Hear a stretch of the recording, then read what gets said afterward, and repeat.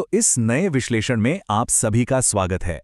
आज हम एक ऐसी शख्सियत की कहानी और उनके सफर पर बात करने वाले हैं जिन्होंने सच में दुनिया की आधी से ज्यादा आबादी की सोच और आस्था को एक नया आकार दिया। हम यहाँ किसी खास धर्म की तरफदारी नहीं कर रहे हैं, बल्कि हम पैगंबर इब्राहिम की जिंदगी, उनके उस पूर्ण समर्पण और उनके उस असर को समझेंगे जिसने दुनिया की कई बड़ी आस्थाओं की नींव रखी। तो चलिए शुरू करते हैं। अब सबसे बड़ा सवाल यह है कि आखिर कैसे सिर्फ एक इंसान के एक अनदेखी ताकत पर अटूट विश्वास ने आज अरबों लोगों के रीति रिवाजों की बुनियाद रखी। बिना किसी लंबी चौड़ी भूमिका के आइए सीधे उन दिल धड़का देने वाली चुनौतियों और हैरान कर देने वाले सफर के बीच चलते हैं जो आगे हमारा इंतजार कर रहे हैं। ठीक है, तो चलिए जरा उस दौर की कल्पना करते हैं। बाबिल शहर, जहां हर तरफ बेजान पत्थरों की पूजा हो रही थी।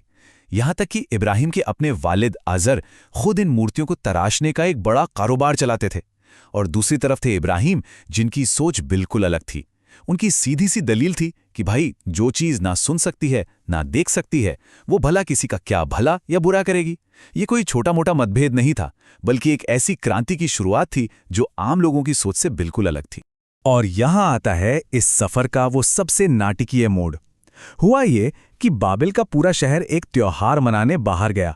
इब्राहिम ने बहाना बनाया कि वो बीमार हैं और पीछे रुक गए। भीड़ के जाते ही पूरा शहर खाली। उस सन्नाटे में उन्होंने एक कुल्हाड़ा उठाया और तमाम छोटी मूर्तियों के टुकड़े टुकड़े कर दिए। लेकिन सबसे चतुराई की बात यह थी कि उन्होंने सबसे बड़ी मूर्ति को सही सलामत छोड़ दिया और अपना कुल्हाड़ा उसके कंधे पर लटका दिया। क्यों? ताकि जब लोग लौटें तो वो उनसे पूछ सकें कि अगर ये खुदा हैं तो अपने बचाव के लिए इन्होंने कुछ क्यों नहीं किया। ये एक कमाल की तरकीब थी, लोगों की सोच को झंझोड़ने के लिए। जाहिर है, जब लोगों ने अपनी मूर्तियों का यह हाल देखा तो बवाल मच गया। गुस्से में आकर उन्होंने फैसला किया कि इब्राहिम को ऐसी भयानक आग में फेंका जाएगा जिसकी लपटें आसमान छू रही हों। लेकिन उस खौलती आग में फेंके जाने से ठीक एक पल पहले इब्राहिम का एक बेहद शक्तिशाली बयान सामने आता है। उन्होंने कहा, अल्लाह मेरे लिए काफ़ी है और वो बेहतरीन कारसाज हैं। और पता है क्या हुआ? एक अद्भुत चमत्कार। आग अपनी फितरत भूल गई। उनकी सिर्फ वो रस्सियां जलीं जिनसे उन्हें बांधा गया था, पर उनके जिस्म पर आग की लपटों का एक निशान तक नहीं था। सच में रोंगटे खड़े कर देने वाला मंजर। अब आग के ठंडी होने की ये चमत्कारी खबर उस वक्त के सबसे जालिम तानाशाह बादशाह निम्रोद तक पहुंची। निम्रोद का दावा था कि वो खुद खुदा है और जिंदगी मौत उसके हाथ में है। तो इब्राहिम ने सीधा उसके आगे एक शानदार चुनौती रख दी। उन्होंने कहा, अगर तुम सच में पूरी सृष्टि को नियंत्रित करते हो तो सूरज जो रोज पूरब से निकलता है उसको जरा पश्चिम से निकाल कर दिखाओ। ये तर्क इतना जबरदस्त था ना कि वो अहंकारी बादशाह वहां लाजवाब होकर खड़ा रह गया। और बस यहां से शुरू होता है उनका एक लंबा और मुश्किल भौगोलिक सफर। बाबिल में इस बगावत के बाद उन्हें वहां से निकलना पड़ा। वो सीरिया पहुंचे, जहां उन्होंने सितारों, चांद और सूरज की पूजा करने वालों से जोरदार बहस की कि जो चीजें खुद डूब जाती हैं वो सृष्टि को कैसे चला सकती हैं। फिर वो गए मिस्र यानी इजिप्ट। वहां उनका सामना एक और जालिम बादशाह से हुआ, जिसने जब उनकी पत्नी सारा की तरफ बुरी नीयत से हाथ बढ़ाया तो एक दिव्य चमत्कार ने उसके हाथ को 3 बार वहीं जमा दिया। और आखिर में आई उनकी उम्र का 86वां साल, जिसने उन्हें उस सफर पर भेज दिया जिसने आगे चलकर पूरा इतिहास बदल दिया। 86 साल! यह अंक सुनने में छोटा लग सकता है, लेकिन इसमें जो जज्बाती बोझ है वो आमतौर पर समझना मुश्किल है।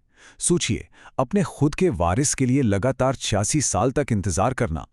इस उम्र में आकर उनकी पत्नी सारा के कहने पर और उन्हीं की सहमति से इब्राहिम का निकाह हजरा से हुआ, और इसके बाद आखिरकार उन्हें इस्माइल के रूप में एक बेटे की अनमोल नेमत नसीब हुई। एक पिता के लिए ये खुशी शब्दों से परे थी। लेकिन ठहरिए, चुनौतियां कहाँ खत्म हुई थी। इस खुशी के तुरंत बाद एक ऐसी आजमाइश सामने आई जो दिल दहला दे। जरा सोचिए, आदेश मिले कि अपने शिशु और उसकी मां को एक ऐसी बंजर तपते हुए रेगिस्तान में छोड़ आइए जहां दूर दूर तक ना इंसान है, ना पानी और ना ही कोई साया। इब्राहिम को मक्का की उस वादी में हजरा और छोटे से इस्माइल को अकेला छोड़ने का आदेश मिला। और उन्होंने क्या किया? बिना एक सवाल पूछे, सिर्फ इस अटूट विश्वास के साथ कि ऊपर वाला उन्हें बर्बाद नहीं होने देगा, उन्होंने पीछे मुड़कर ना देखने का वो इंतहाई कठिन फैसला लिया। जाहिर है, कुछ ही वक्त में उनका खाना और पानी खत्म हो गया। छोटा बच्चा प्यास से तड़पने लगा। अब एक मां की ममता उसे शांति से कैसे बैठने देती?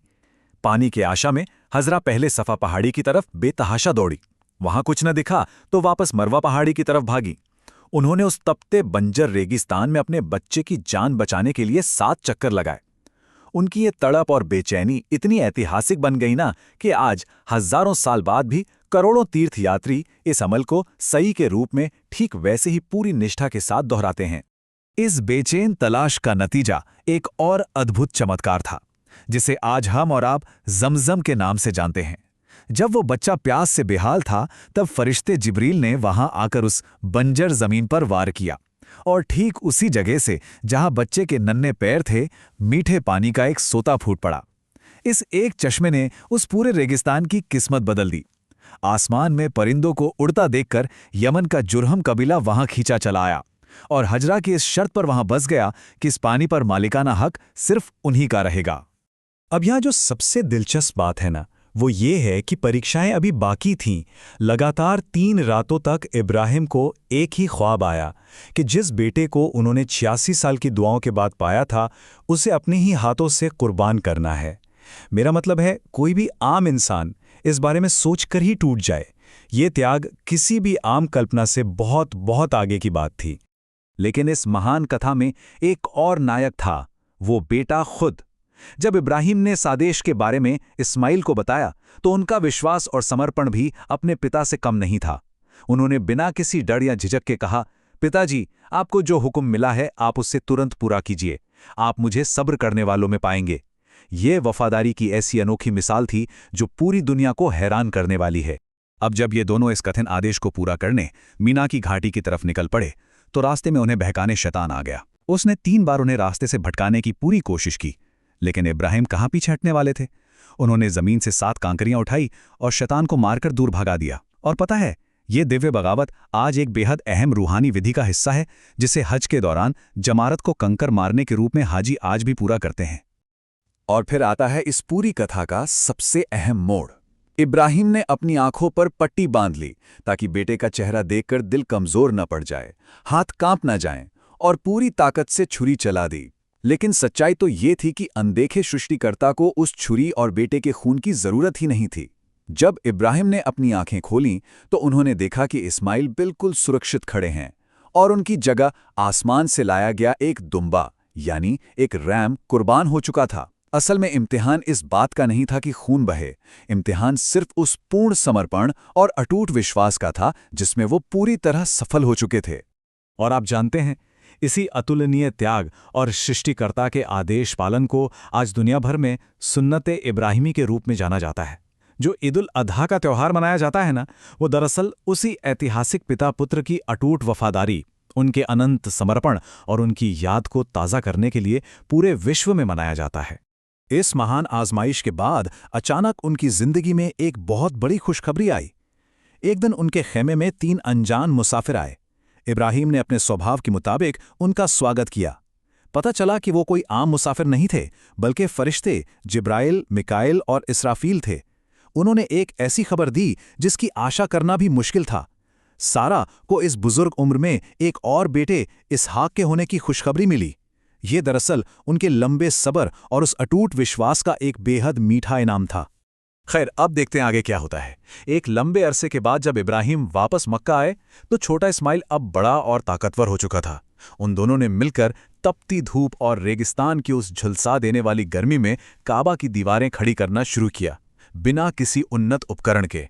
सिर्फ पिता पुत्र के पसीने और बेहिसाब सब्र से उन्होंने उस पहले दिव्य घर का निर्माण किया, एक ऐसी इमारत जो आगे चलकर रूहानियत का एक जीता जागता प्रतीक बन गई।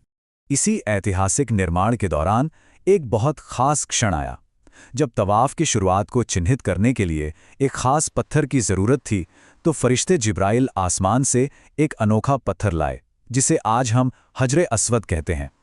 कहा जाता है कि शुरू में ये दूध से भी ज्यादा सफेद था।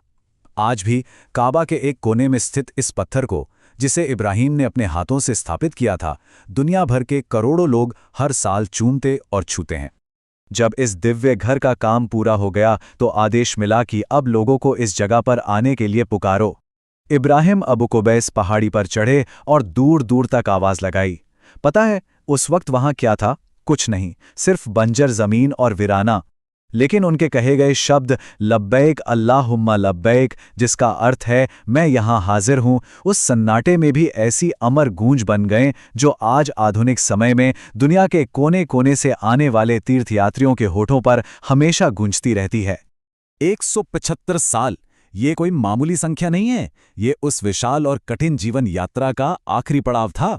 इस आयु में आकर इस महान शख्सियत ने इस भौतिक दुनिया को अलविदा कहा। इतने सारे कठिन सफर और हर आजमाइश को पार करने के बाद इब्राहिम ने खलीलुल्लाह यानी ऊपर वाले के सच्चे मित्र के रूप में अपनी जगह हमेशा हमेशा के लिए ऐतिहासिक पन्नों में दर्ज कर दी। तो आखिर में बात एक बहुत ही गहरे सवाल पर आकर रुकती है।